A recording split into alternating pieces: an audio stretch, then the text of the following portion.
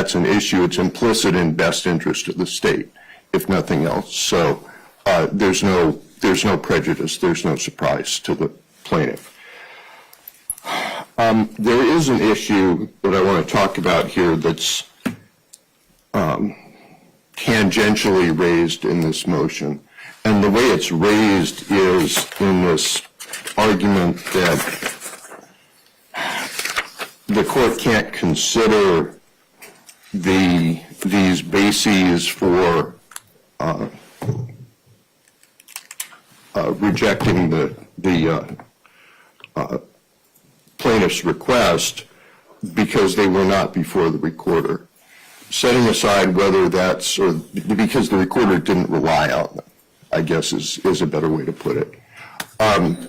Setting aside the factual assumption that's implicit in that, there's still the question that comes up of what effect, if any, does the recorder's decision have on what I decide? Another way to put it is, do I owe some deference to the recorder's decision? Am I deciding this from scratch? And that seems like an issue to me. So I wanted to hear from the parties on it. I'm not persuaded that this is an administrative law hearing. I don't think the rules about how the courts review EPA regulations really have much to do with it. But there nevertheless a question. I guess, Mr. Blem, since this is your motion, I'll let you start on this one. I'm just trying to figure out which motion we're talking about. We're talking about motion in limine re privacy confidentiality. Honestly, I digressed a little bit from the motion just because it's a convenient place to raise this issue, and it's something I wanted to talk to the parties about.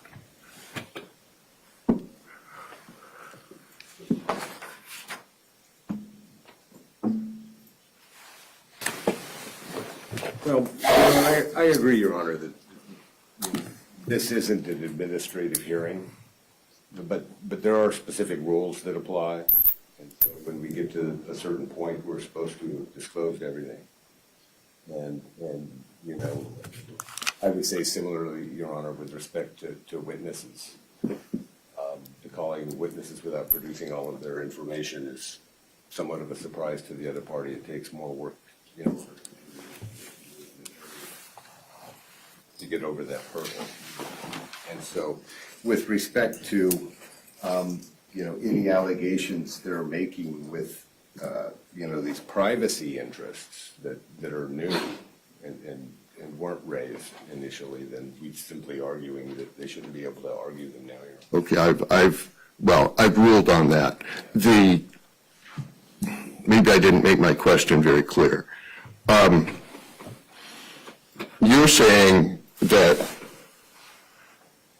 what the county recorder decided, or the reasons that he decided it, limits what I do. And that's what I'm asking you about. Correct, or if this were an administrative law tribunal and what we decided, that would be the case. But there is case law, Your Honor, that stands for the proposition that, you know, that the defendant is stopped from raising new and additional claims when you get to a certain point in the litigation. And so our argument is that they've raised those claims late and should be stopped from raising those privacy concerns at this state. Okay. So,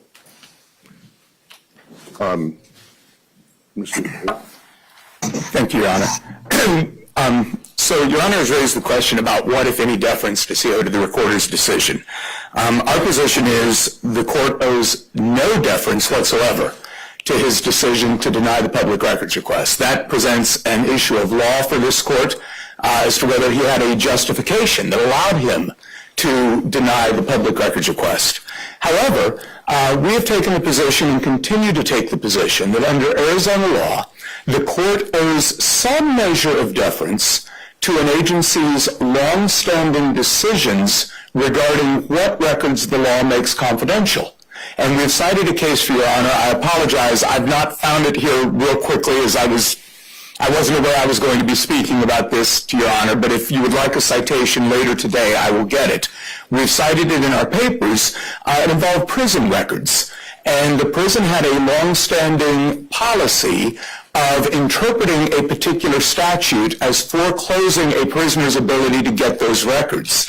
And the court said we owe some deference to that long-standing policy determination. And so with regard to whether the records are protected by ARS 16168F and made confidential by that statute, our position is the court owes some measure of deference to the recorder's long-standing decision there. That is exactly the legal point that I'm interested in, and that's where it comes up. In the recorders, perhaps not just this county recorder, but the other counties, interpretation of 16168. Yes, in that case, Your Honor, is Berry v. Department of Corrections. Berry is B-E-R-R-Y. All right, very good. Okay.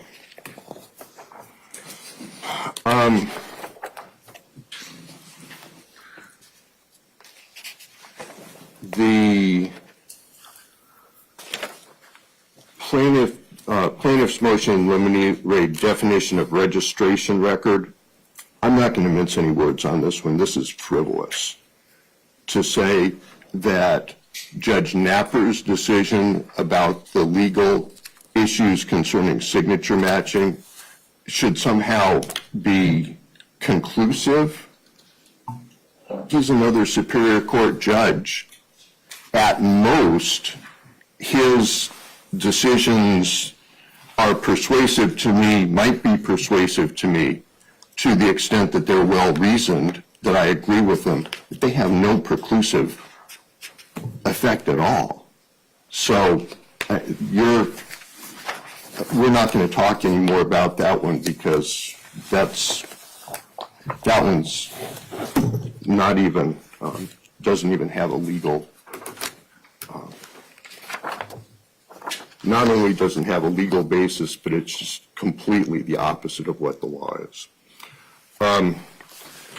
The last one is the motion in limine regarding exclusion of improperly identified witnesses. It seems to me that you knew who they were and you had access to them. Why is there anything else that we need to worry about on that?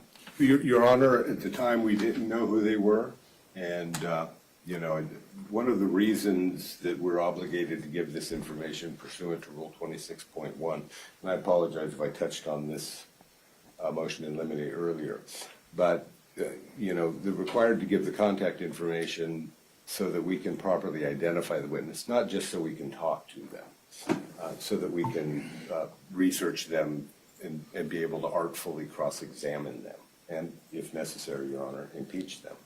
And so, we believe we've identified the correct witnesses and gotten whatever documents we need in that regard, Your Honor.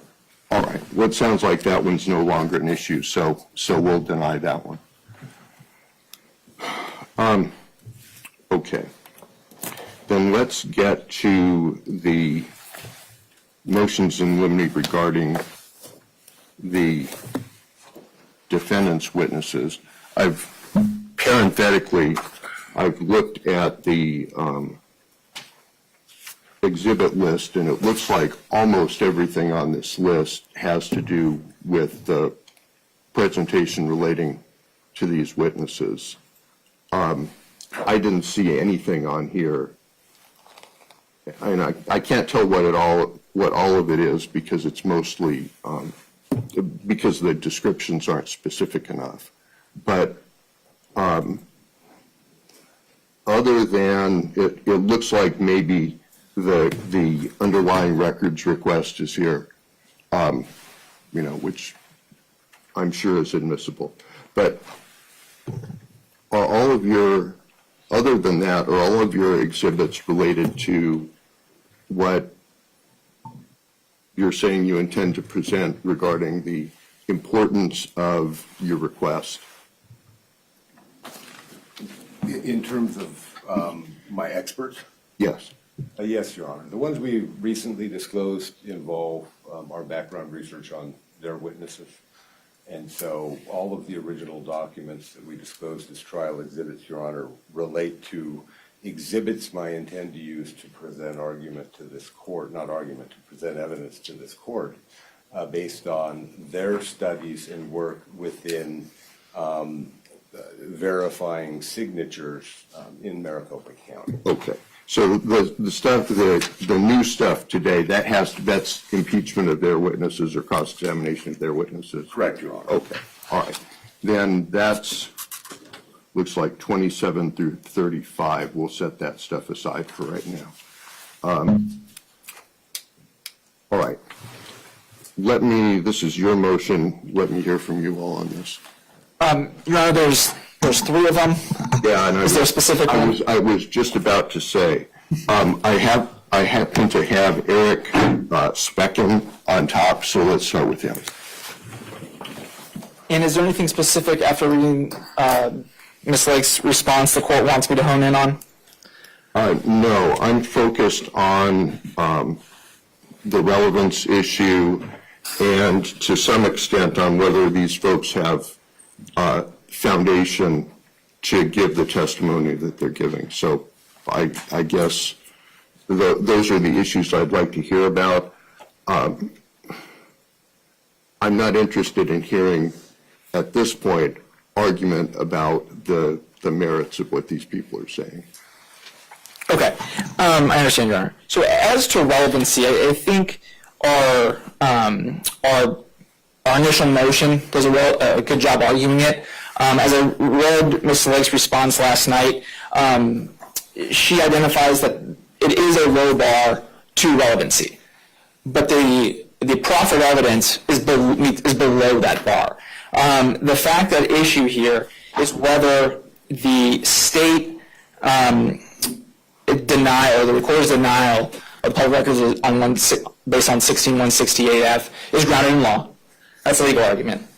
And whether the recorder's decision meets the state's best interest. The burden is on the recorder's office, not on Ms. Lake to proffer any evidence as to why these public records are significant to her. In fact, the law places, already defers to the requester this right that these records that you're going to request are significant.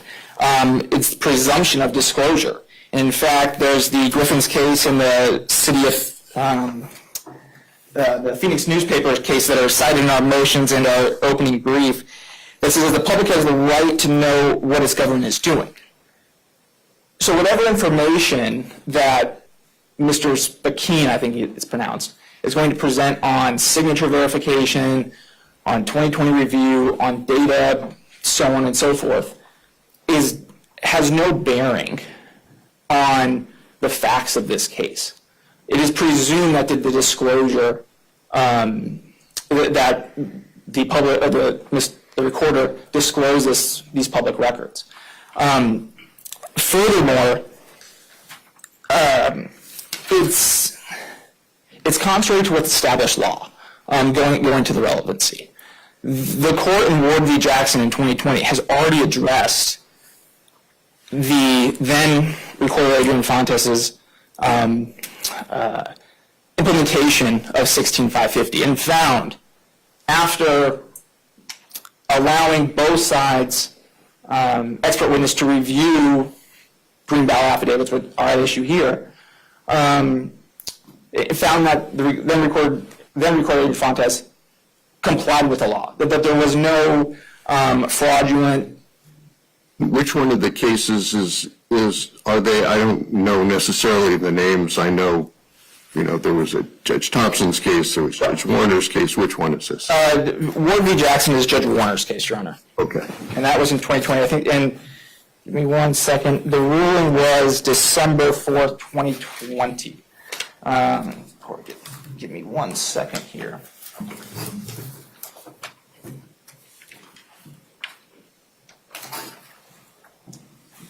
Just had it.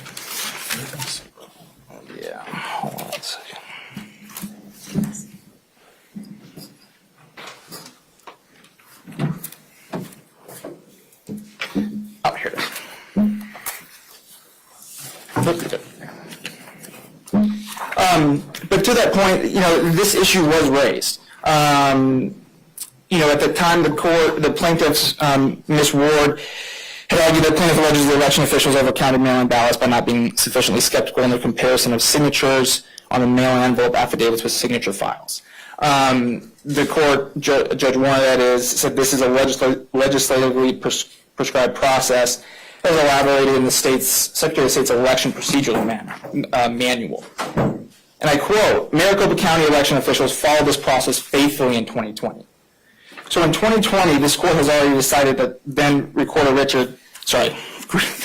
Fontes had followed the legislatively prescribed process in the Secretary of State's. Based on what information we see from Mr. Speckin, is his testimony going to relate to 2020? I just had a discussion with the other side about the conclusive effect of what other Superior Court judges say. Is this one, does this one have preclusive effect?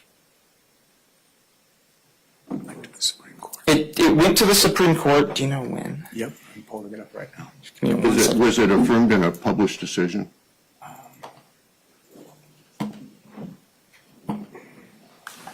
I see heads nodding over there. Yes, I believe it was, Your It's a Honor. decision order. Decision order dated, filed December 08 of 2020. And I can give... Okay. And do I have that in my materials somewhere? It is cited in all of the motions and limines. Not the Supreme Court's order, just Judge Warner's final December 4th order.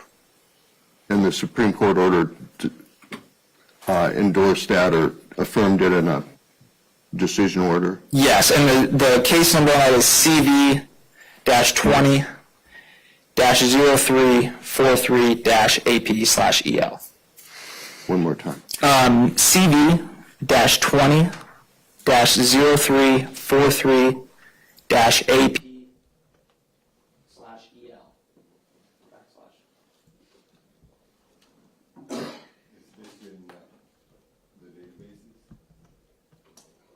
Public record. It should be.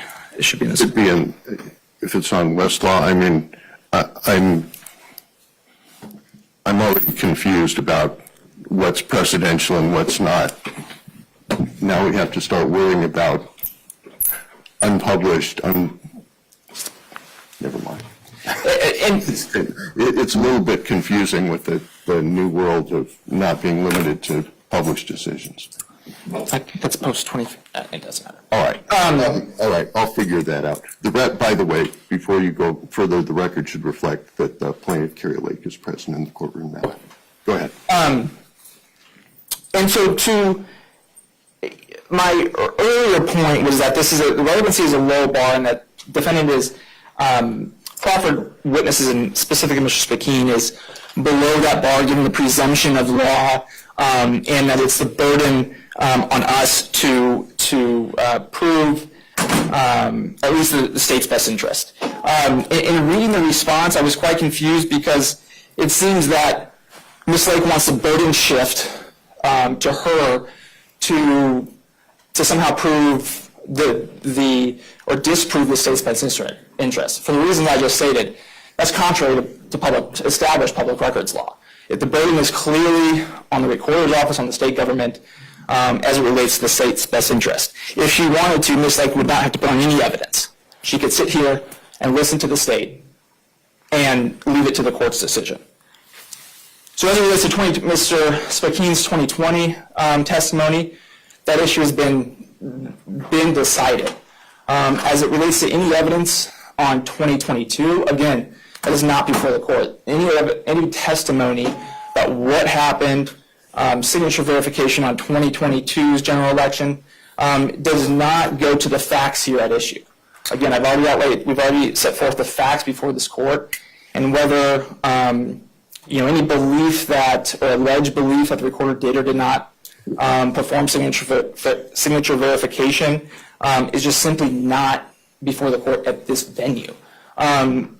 More to that point, Ms. Lake withdrew that argument in her second trial in May. Judge Thompson's minute entry cites that. And that's on the bottom of page 2. She conceded that she was not challenging signature matches for any individual ballots by making a raise claim. So I'm confused as to why in a public records case now this issue is before the court. And frankly, it's not, because it's not a fact that issue is determining whether the state meets its best interest burden in precluding disclosure or prohibiting disclosure or any of the arguments on 168. So Judge Thompson did not decide this issue in Ms. Lake's case? Because she withdrew it. Okay. And again, I mean, going into where these cases are, obviously that matter is being appealed. The opening brief was just filed in Division 2, I believe, 6-7 days ago. So that matter is still in its infancy.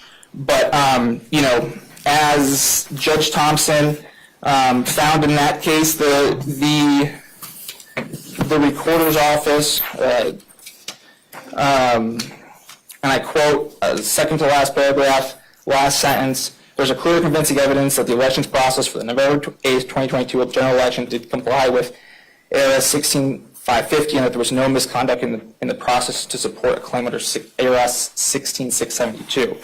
And so I bring this all up because at the outset of this case, the court was very clear, and we quoted it in our motion in limine, but the court does not want to see.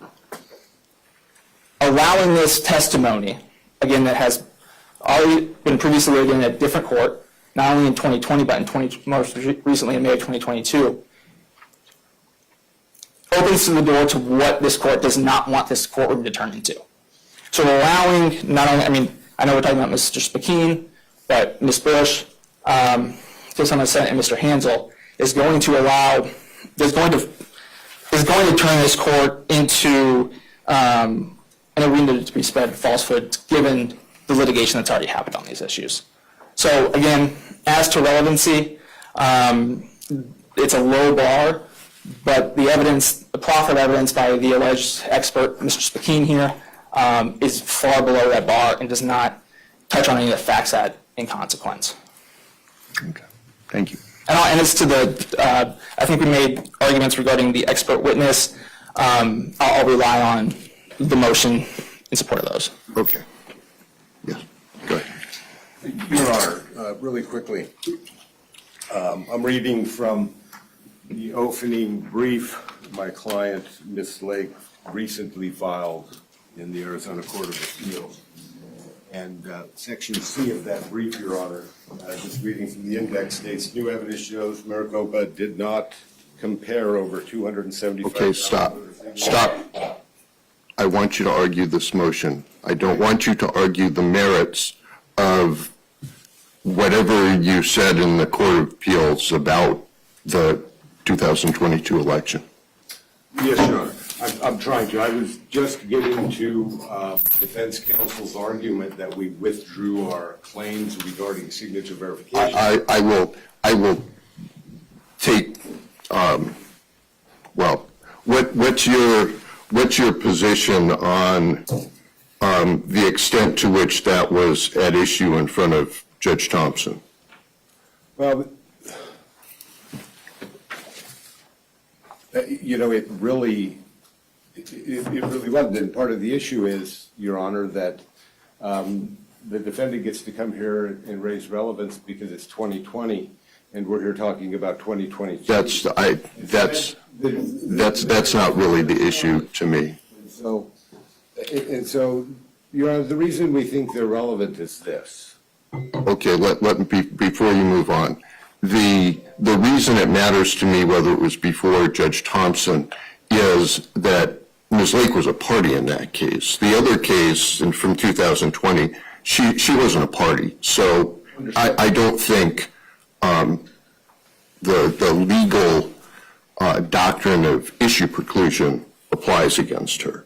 That's why I'm asking whether this was decided by Judge Thompson, because if it was decided by Judge Thompson in a case where Ms. Lake was a party, then I think I am bound by it. That's why I'm asking. I don't believe the issue has been finally decided, Your Honor. And that's where we're asking for a new trial on that issue. And, Okay, and so, you know, the Honor. okay. All right, go ahead. The reason these are relevant, Your Honor, is because with all tests, you know, when this court is weighing, you know, what decision to make, it's got to consider, you know, all of the facts and circumstances. And so there's a really good case that I had bumped into while researching some public records law, and it's just on that point. And it's KPNX TV v. Superior Court, 905 P. 2nd 598. And what happens in that case, Your Honor, is this news organization files a public records request with, I believe it's UMA, and it involves video from areas that contain, you know, secure areas and then outside secure areas, but video that depicts what happens. And so the court denies it on the basis that, yeah, well, they show the evidence locker. We don't want to show the evidence locker. And so the state has a best interest in securing that so nobody, you know, can look at the diagram of the building from the inside, break in and steal stuff out of the evidence locker, whatever the case may be. But the court said, you know, the parking lots outside, yeah, there are security cameras, yeah, there's a big fence, yeah, it's secure. But anybody walking along the outside of the fence can see that. And so it's a balancing test, Your Honor. What are we allowed access to and what are we not allowed access to? And we think our evidence gets directly to that point that this court needs to hear in order to properly balance the equities when determining whether the best interest of the state should apply in this case. For example, Your Honor, if somebody commits a crime, you know, and they're arrested, and while they're downtown outside of the evidence locker, they're beaten by law enforcement, and this is just an example. And so the PRR request is made for the videotape. Now, if that videotape just showed the evidence locker, it might be in the best interest of the state, Your Honor, to not allow that video to be produced. But if that videotape would show law enforcement, you know, having this interaction with this individual accused of a crime, then that changes what's in the best interest of the state. Okay, their argument is that it doesn't. That on the one side you've got the disclosure policy, and that doesn't change. The policy is strongly in favor of disclosure, but it's not a question of do you need these records more than this person over here needs the records.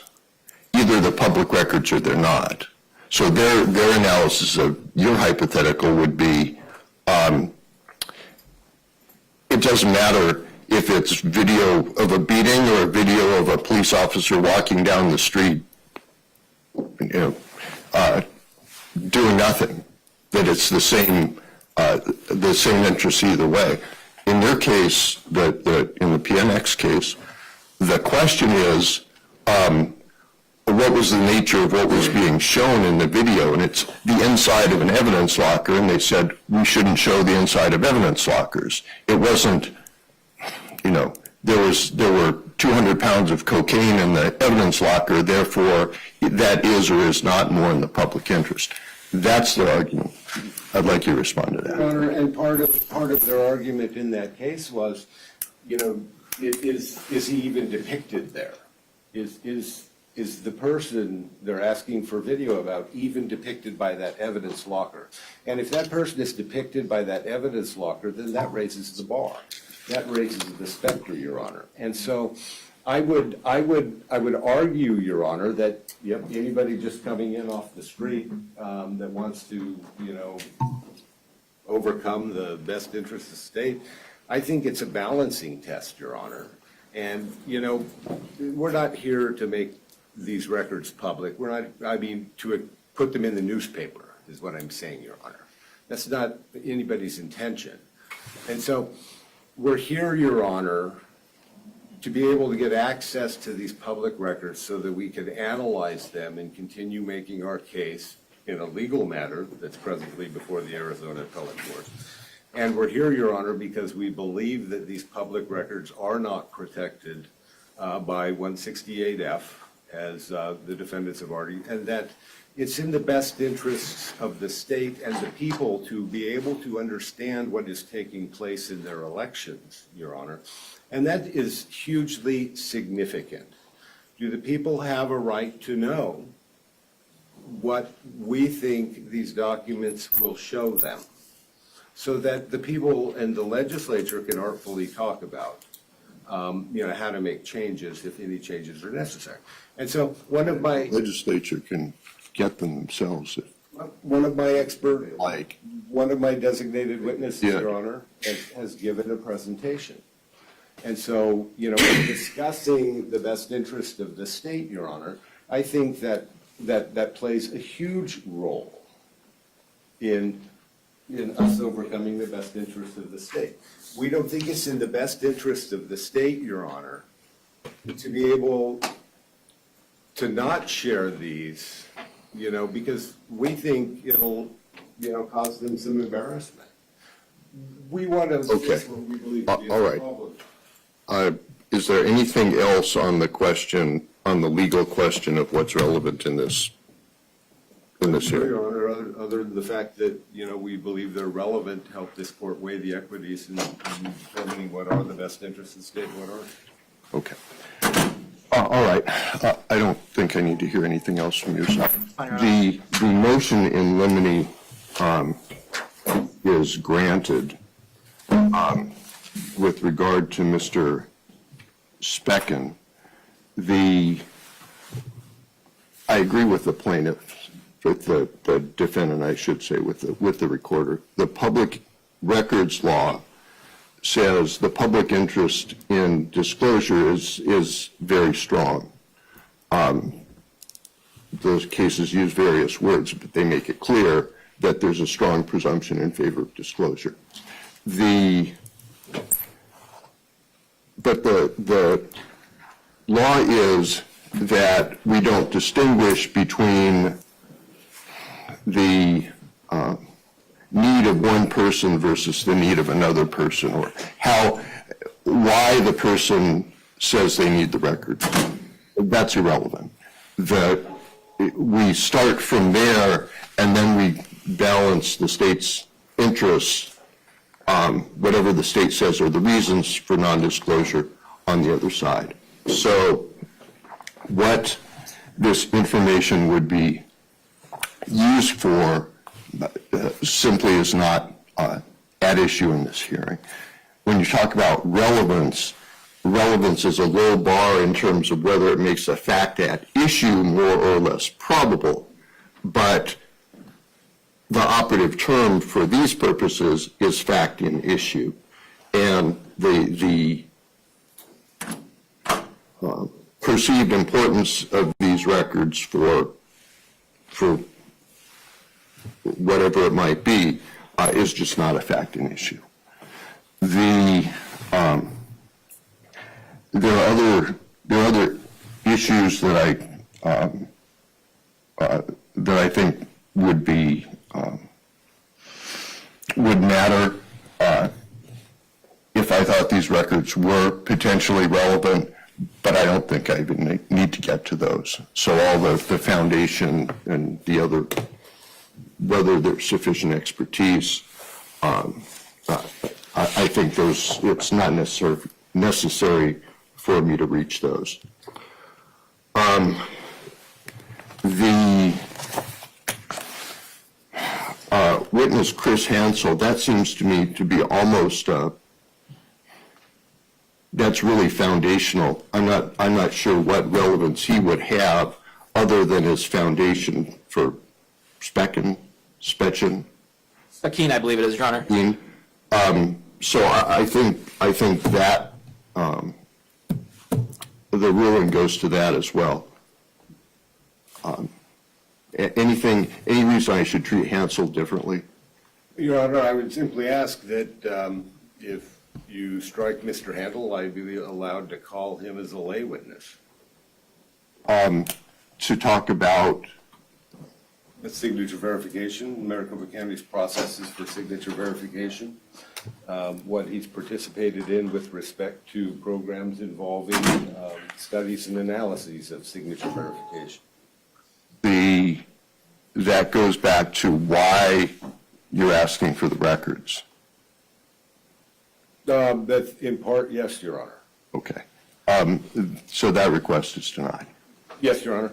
And really quickly, I would make the same request for Ms. Bush as a fact witness, Your Honor.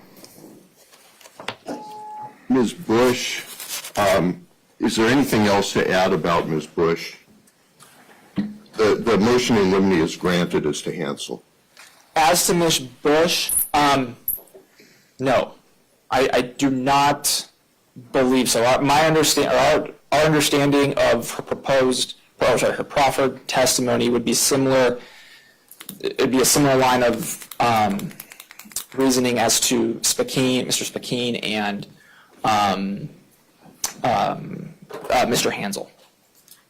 Okay. The one, on this one, I'm inclined to go a step further because she's a medical office manager. I mean, she's so obviously unqualified that I kind of find the need to make a finding about that, as well as that her testimony is irrelevant. I mean, she's not even in the ballpark. Your Honor, my witness, Shelby Bush, Your Honor, she's got significant regulatory and auditing experience. She's not just some back office worker in some medical office, Your Honor. She's been engaged in politics and in and around Arizona elections and signature verification for a very long time. She's got a lot of work under her belt as someone who does investigations into elections and what's taking place. With the ninjas? Excuse me? With the ninjas? Yes, she did participate in that audit, Your Honor. Okay.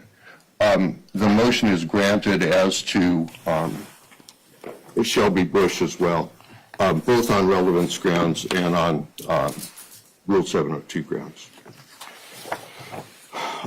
If I may, Your Honor, Yes. I would also like to call Ms. Bush with respect to any testimony they present with respect to people getting, threats or things of that nature, as well as Mr. Hansel. Well, I suppose when we get that far, perhaps you can make a proffer on what they would say that would speak to that. I do think that's an issue.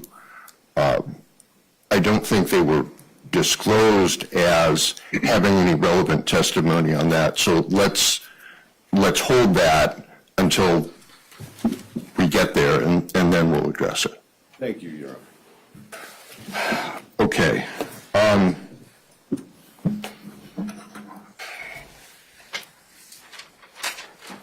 Is there anything else that we need to, and as far as the exhibits,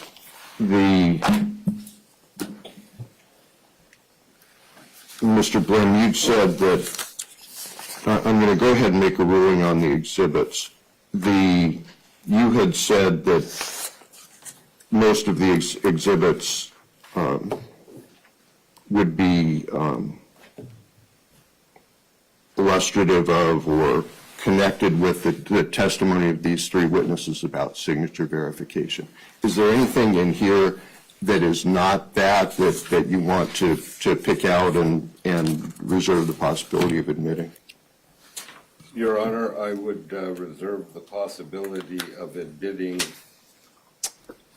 the here.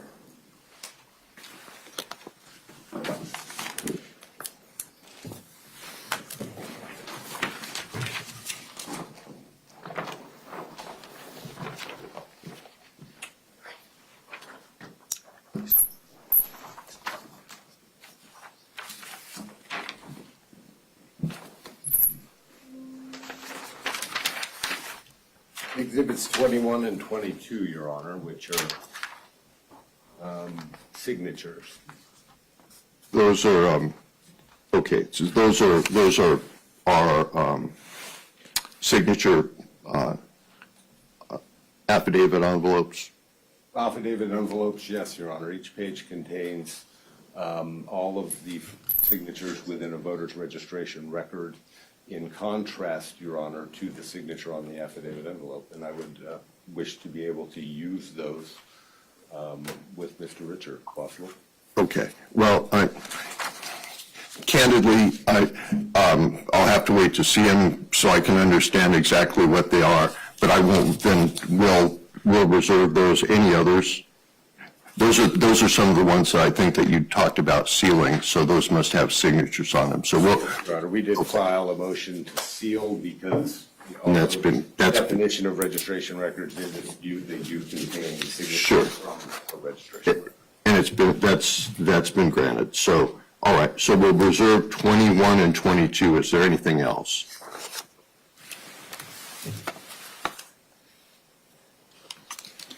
I suppose what I would do, Your Honor, is just ask this court if it would take judicial notice of Ms. Bush's Senate presentation. It was published by the Senate. And so is a Signature verification? dealt with signature verification, yes, Your Honor. That's denied. Denied, Your Honor? Yes, sir. Thank you, Your Honor. Okay, all right. Then the plaintiff's exhibits 1 through 20 will be excluded on relevance grounds, as will 23 and 24, 21 and 22. That remains to be seen. All right, we've, anything else before we start? Just a citation for the Ward v. Jackson Supreme Court case. It's AZS.CT 2020 WL 8617817. 8617817. I believe so. You have that question mark at the end of what you said. I'll talk to Ms. Hartman-Tejas about this afterward. It's her handwriting, Your Honor. All right. And in all seriousness, do you have any position on the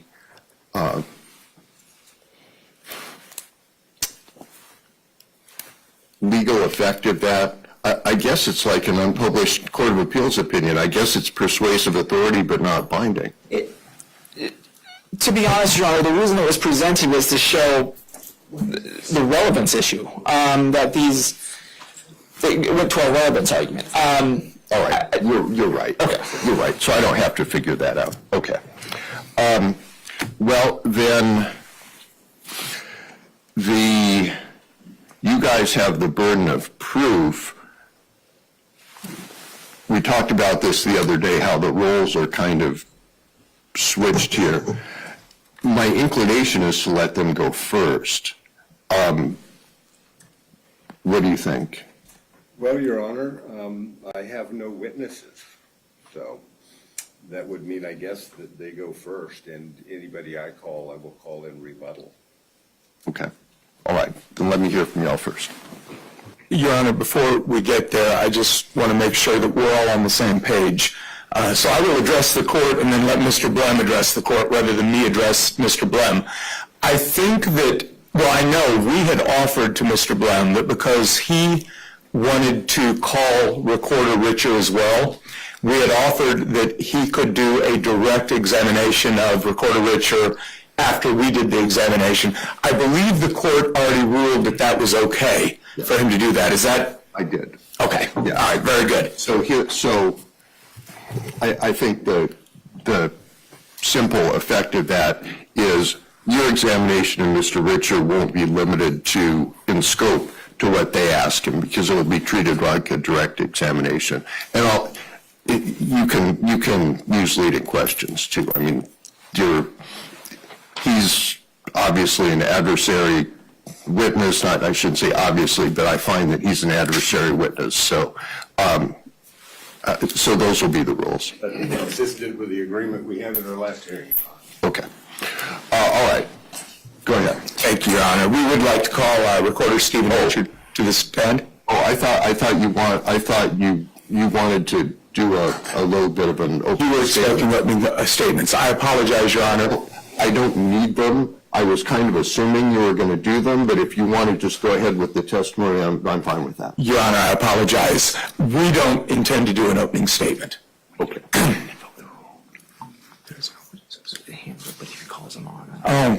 Thanks. Your Honor, so this is a little bit tricky. Right now, Mr. Blum has no witnesses for direct, but there is a possibility that he will call witnesses for rebuttal, and therefore, because of that, we would like to invoke the rule. Okay, we can do this one of two ways. Either those folks can step out, or we could talk now about whether they're going to be permitted to testify. If you want to wait until you hear what they say, then it's probably prudent to just have them step outside. Yeah, I would agree, Your Honor, that, I'm not sure what their testimony is going to be, so I'm not sure what they're going to rebut. Fair enough. I'll ask them to leave. All right. Chris?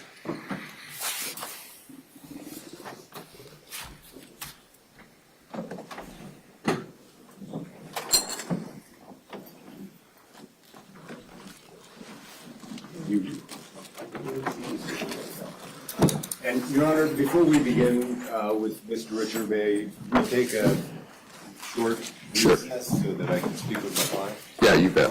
Let's take 10 minutes. Thank you, Your Honor.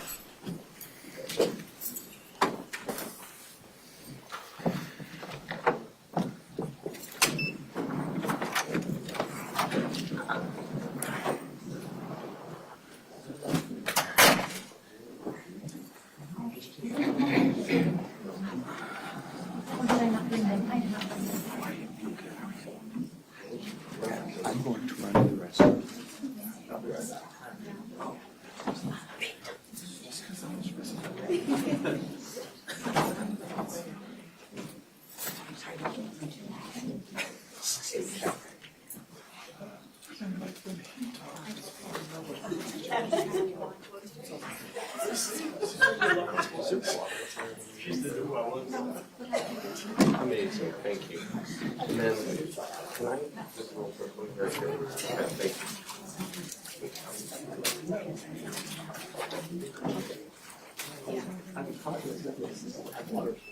It's my fault. It's my fault. You are 100%.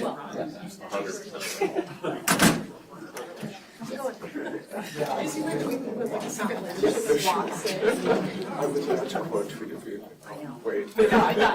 I saw you like on your phone and I'm like, go ahead.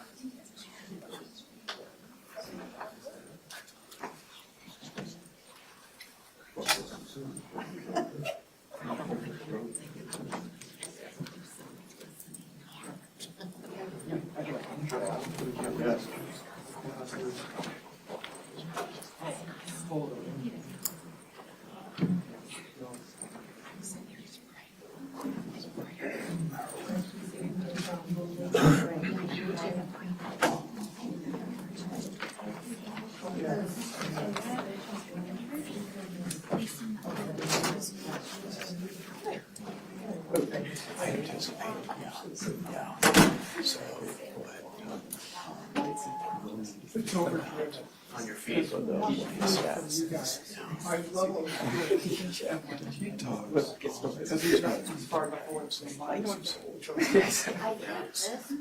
that's, you have no control. So we'll have to. Unfortunately, it is a set item. I apologize, but there's just no, these are just redone like a month ago. Yeah. And, When they start talking. yeah, you get overloaded. Yeah, it's so much dirt in the I think, and we're on here all day. What I could do is I can call the subcontractor and maybe sneak in behind the scenes. So it's not impossible, but we'll do our best. I mean, it's not obnoxious, but it is. To me, it would be. Yeah, exactly. So, that's okay. maybe not. We'll do our thing. We'll do the best we can. Whatever you can do. And even if they kind of like he's got it up there and it's perfect for him. Yeah. His level is good. But Partly- this table as a judge, Yeah, partly we can't do it, also we have our part where we have to do it for the record too, where it's all. no mapped worries. out. You guys do what you need to do. I just thought I'd ask. Thank you very So much. we're good. We'll be working on that. All right, no worries. Oh, let's stop. Yeah, let's read the part. First, yeah, we're not sharing everything. So first off. 3 TV. Hello. I was gonna walk, we were gonna grab the water for me. Okay. We'll be back for him to get on the stand. No, I'm in the middle of work. Can't talk right now. So, sorry. That was my normal.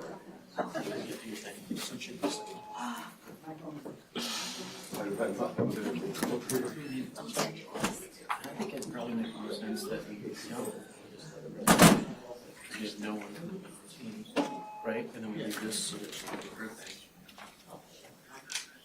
Hey, Schmidt, we're in a break here. I'm having them bring down the volume a little bit, but it's all coming to me that way.